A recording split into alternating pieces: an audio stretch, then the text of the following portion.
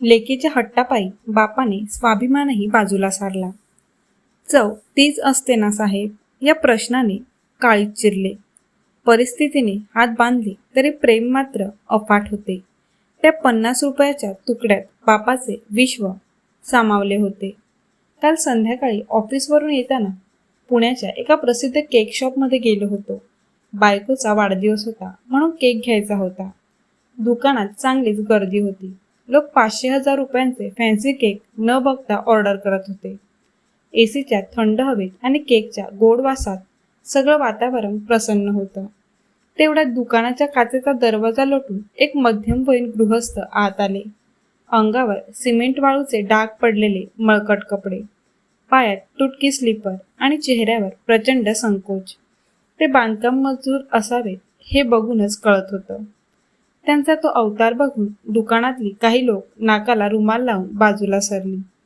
Security गार्डसुद्धा डोळे मोठे करून बघत होता. पण मी खुणेने त्याला गप्प केलं.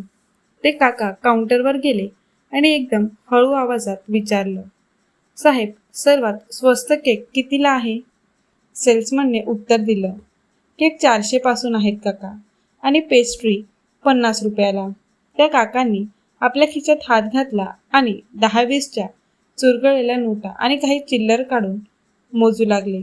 त्यांचे ते थरथरणारे हात आणि मोजताना चेहऱ्यावर येणारी हतबलता बघून मला राहावलं नाही. त्यांचे पैसे पूर्ण भरत नव्हते. ते खजील होऊन म्हणाले, नको साहेब, 400 वाला नको, ती 50 वाली एक वडी द्या. पोरीचा वाढदिवस आहे आज, तिला फक्त मेणबत्ती लावून कापायचं आहे. चव तीच असते ना? त्यांचं हे वाक्य ऐकलं आणि माझं काळीजच हललं. ज्या बापाकडे पूर्ण केक घ्यायला पैसे नाही, तो आपल्या मुलीच्या आनंदासाठी स्वतःचा स्वाभिमान बाजूला ठेवून एका तुकड्यासाठी विनवणी करत होता. एका बापाची ही लाचारी बघून डोळ्यात पाणी आलं. आपण हजारो रुपये पार्ट्यांवर उधळतो, पण कोणासाठी तरी छोटासा केक पण स्वप्न असतं. मी पटकन पुढे गेलो आणि सेल्समनला थांबवलं.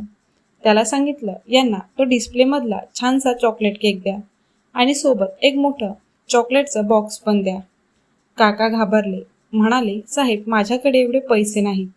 मी त्यांचे हात पकडले आणि म्हणालो, काका, हे पैसे नका देऊ. हे त्या ताईसाठी माझ्याकडून गिफ्ट समजा. तिला सांगा एका मोठ्या भावाने पाठवलंय.